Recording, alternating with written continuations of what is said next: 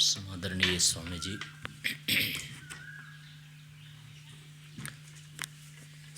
न्यासी महानुभाव, मातृशक्ति,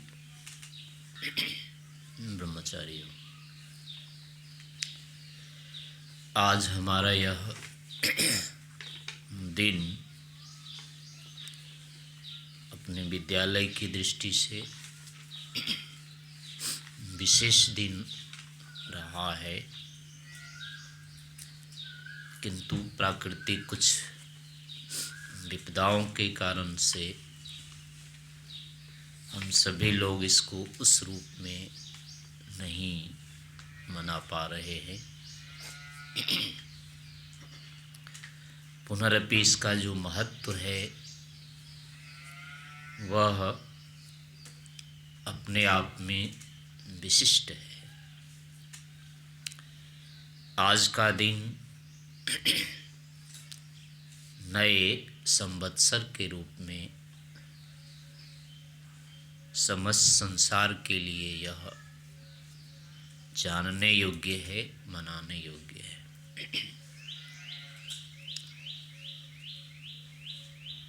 संसार इतना बड़ा जो दिख रहा है, यह अनेक छोटे से छोटे परमाणुओं का एक संघात है। असंख्य परमाणु इस संसार के आधार हैं।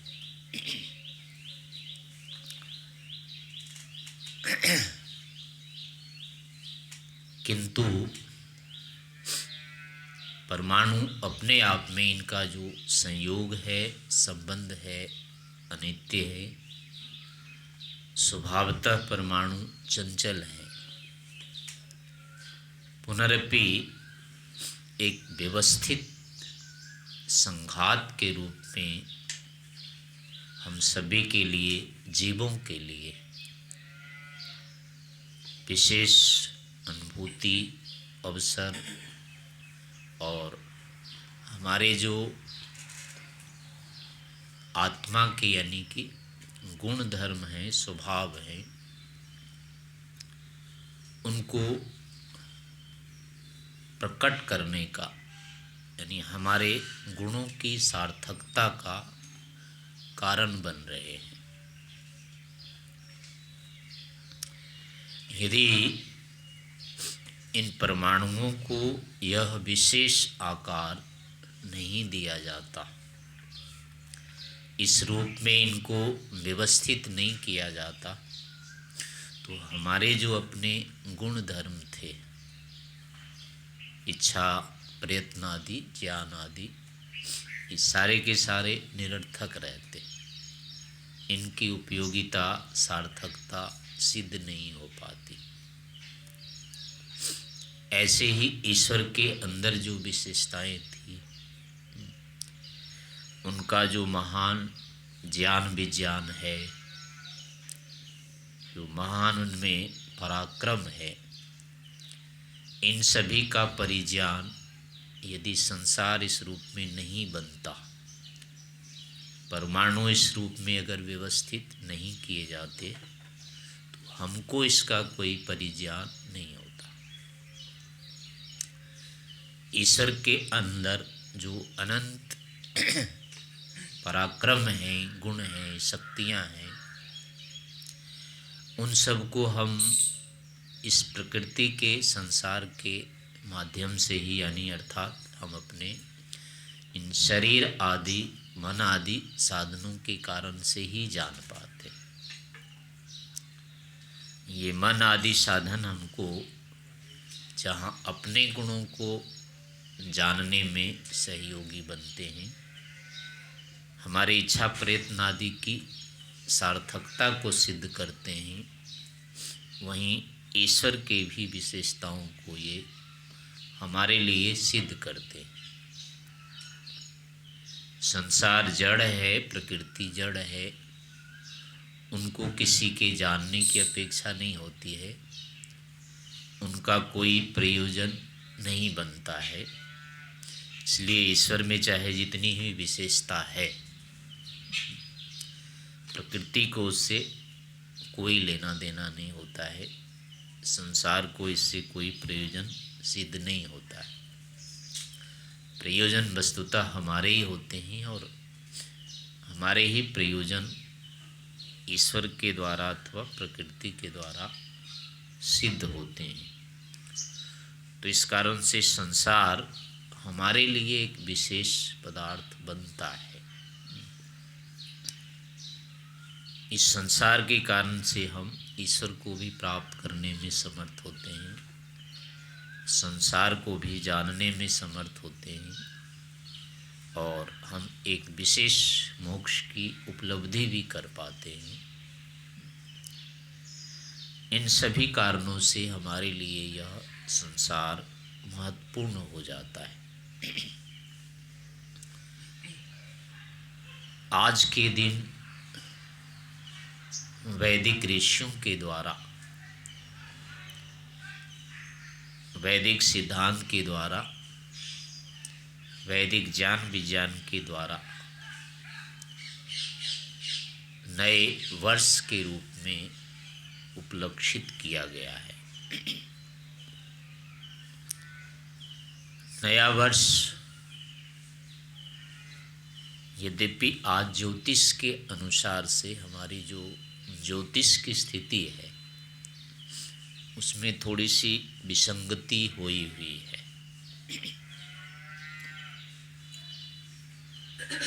जैसे कि वर्ष के 2 अयन होते हैं, उत्तरायण और दक्षिणायन होते हैं। तो उत्तरायण के 3 महीने बाद नए वर्ष का आरंभ होता है। तो आज जो है वो 22 दिनों का इसमें अंतर पड़ जाता है। अभी जो उत्तरायण आरंभ होता है वो 15 जनवरी को होता है। कुछ दिन पहले से तो 14 जनवरी तक होते थे वो, कुछ वर्षों से अब वो 15 जनवरी को होता है। पर अभी मनाने में 14 को ही मनाते हैं, कुछ लोग 15 को ही मनाते हैं। मकर संक्रांति के 2 दिन अभी भी ऐसे हो गए। कुछ वर्ष पहले 14 जनवरी ही नियत होते थे, अब 15 किसी किसी के द्वारा हो गया है। उत्तरायण जो होता है वो 15 को होता है। लेकिन हमारा जो उत्तरायण शुरू होता है वो यानी उत्तरायण वास्तविक में जो होता है ये 22 जनवरी को हो जाता है, लेकिन मनाने में जो आता है वो 14 या 15 जनवरी को होता है।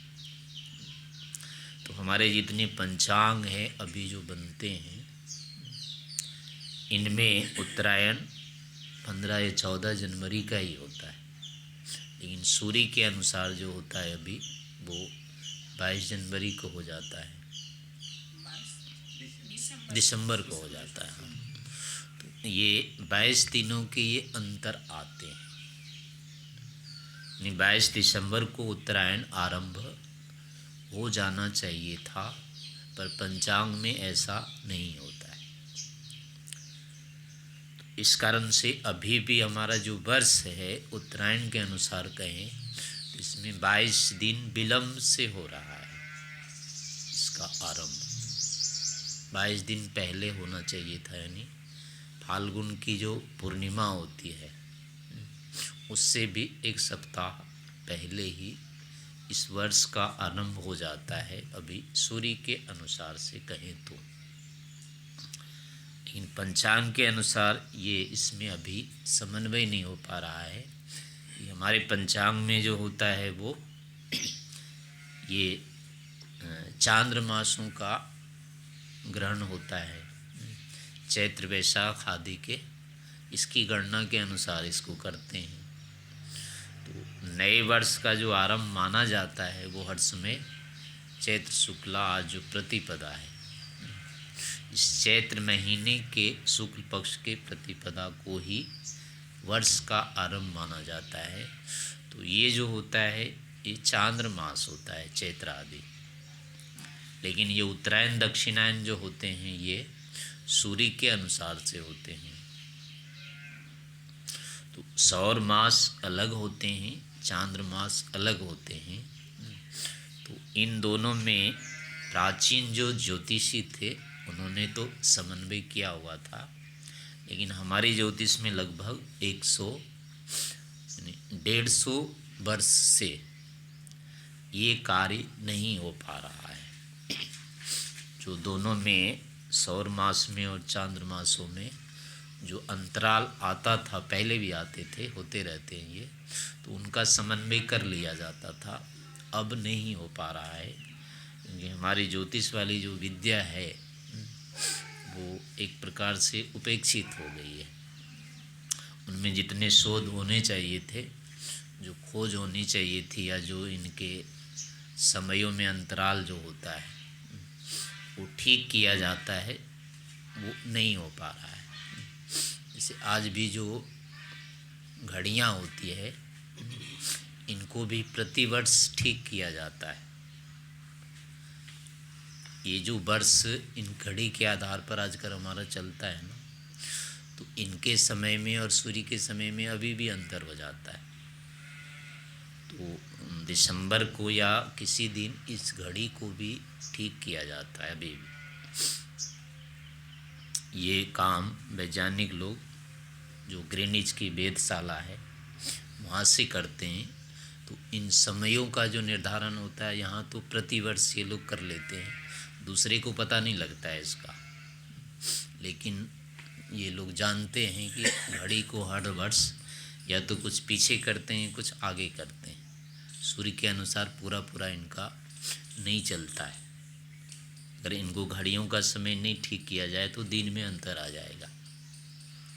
तो ये लोग देख करके अपनी घड़ियों को ठीक कर लेते हैं, उसके अनुसार हमारी घड़ियाँ बाकी भी ठीक होती है। तो ये स्वाभाविक चलता है ऐसा ज्योतिष में, या समय की दृष्टि से ऐसा किया जाता है। पर जो अपने पंचांग वाले क्षेत्र में है वो ऐसा नहीं किया जा रहा है, इस कारण से दिनों में अंतर होते जा रहा है ये। तो जो भी होता है ऐसे अंतर हो रहे हैं, और इसके कारण से अभी क्या होगा, धीरे धीरे यही वर्ष ऋतुओं में अंतर करेगा। अभी जैसे वर्ष का आरंभ अगर करते भी हैं पीछे, तो फाल्गुन महीने में वर्ष शुरू होगा। उस कारण से फिर क्या होगा, आगे की जो गर्मी आदि ऋतुएं हैं उनके महीनों में भेद आ जाएगा। तो इसलिए पूरा पूरा इनका नहीं हो पा रहा है अभी, कैसे समन्वय करें इसको। चैत्र महीना वैसे बसंत होता है, ऋतुओं में जो लिखा गया है कि वो चैत्र और वैशाख ये 2 महीने बसंत ऋतु के होते हैं।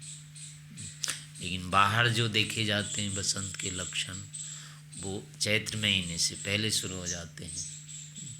उत्तर भारत में जैसे कि बसंत पंचमी मनाते हैं, ये माघ महीने में ही मना लेते हैं। तो उनको बसंत ऋतु यानी माघ महीने में भी उनको लक्षण दिख जाते हैं।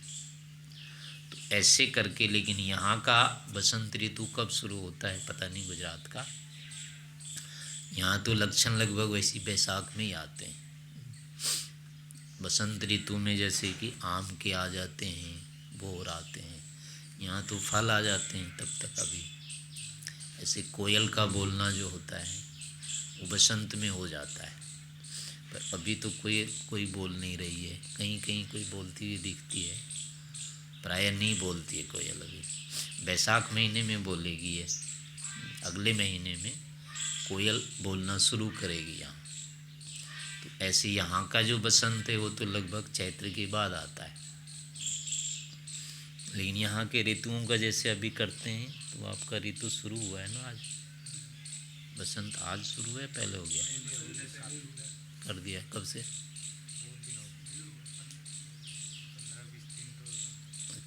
तो यानी वही 22 दिन का हो गया होगा अंतर या तो अभी बसंत ऋतु यानी अभी आज शुरू होगा।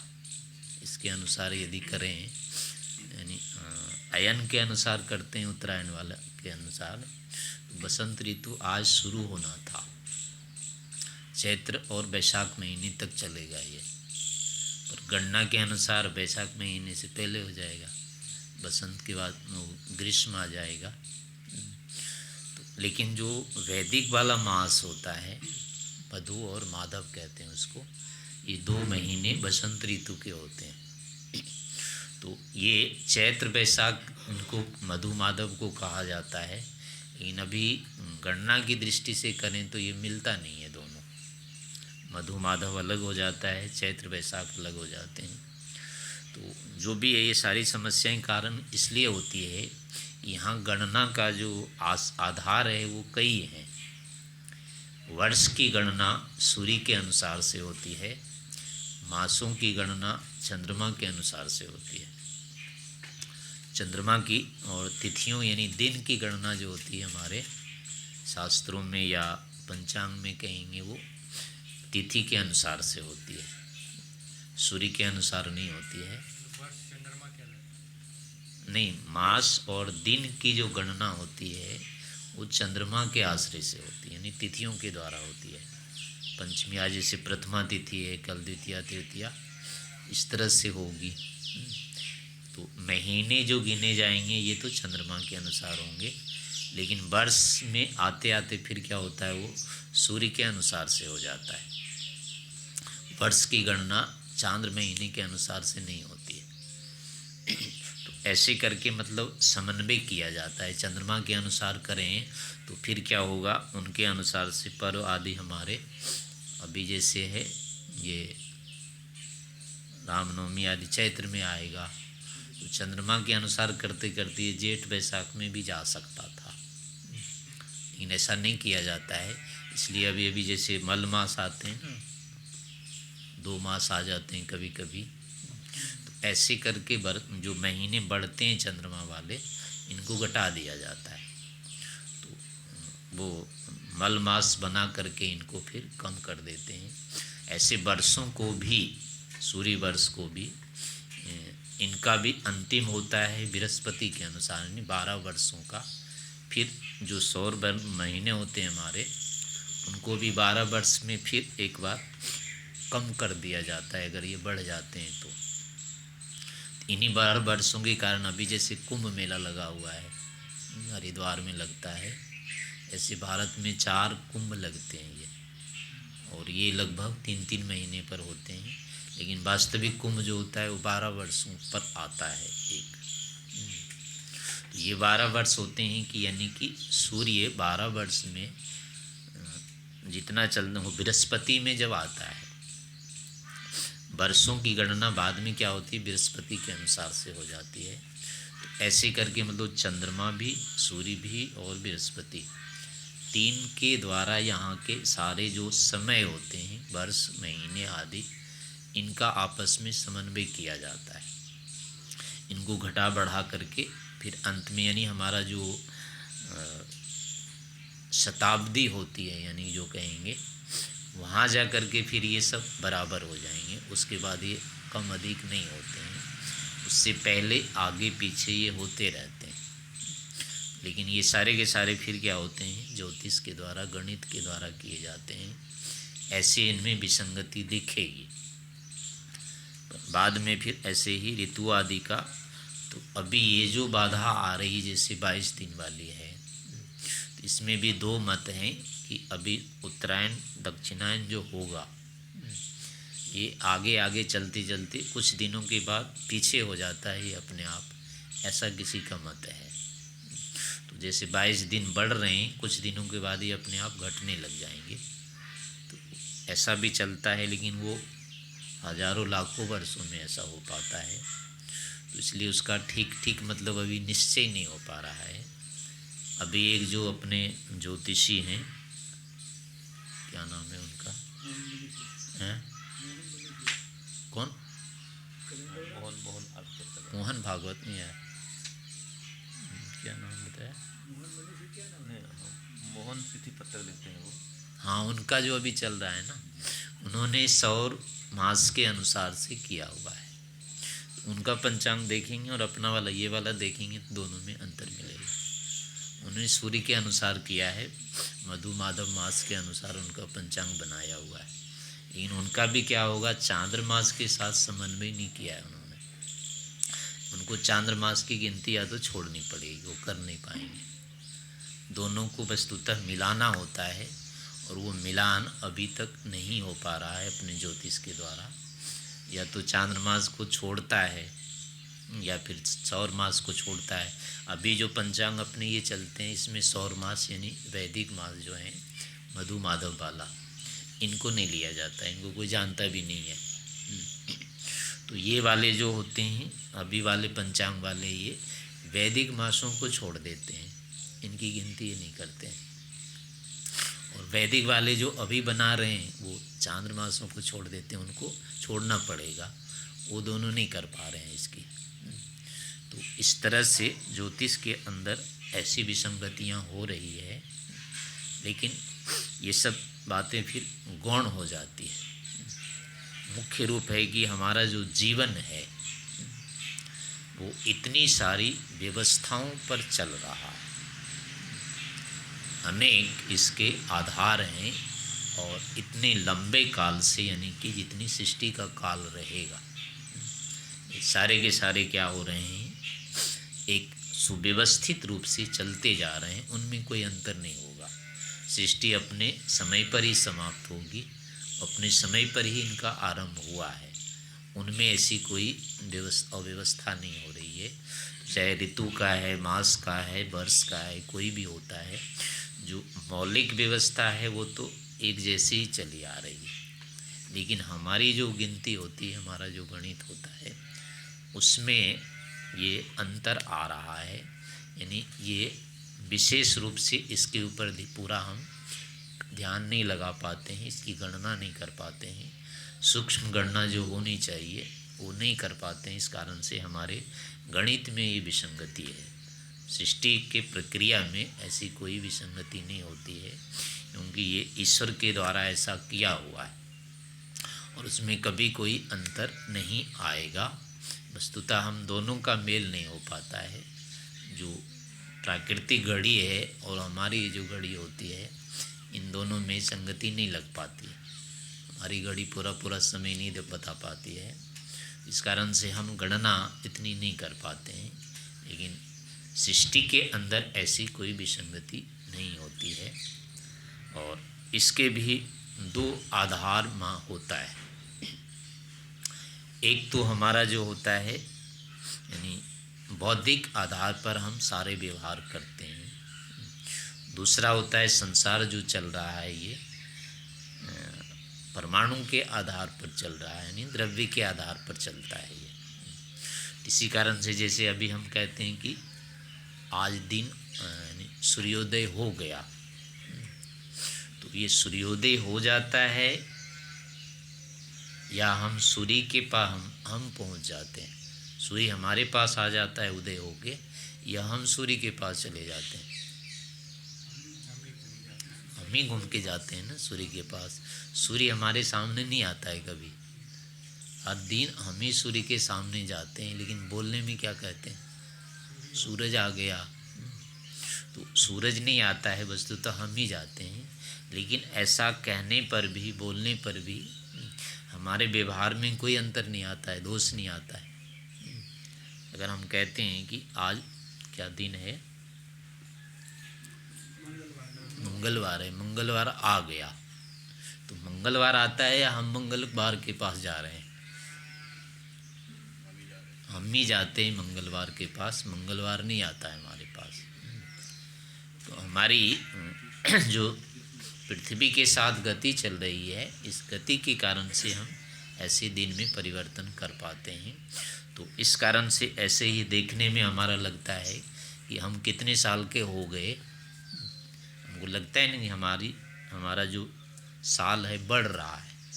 हम 50 साल के हो गए, 60 साल के हो गए, 70 साल के हो गए, तो हमको तो ऐसा लगता है कि हमारी आयु बढ़ रही है, लेकिन वास्तव में क्या होता है, हमारी आयु घट रही होती है। सबसे अधिक आयु हमारे पास किस दिन होता है,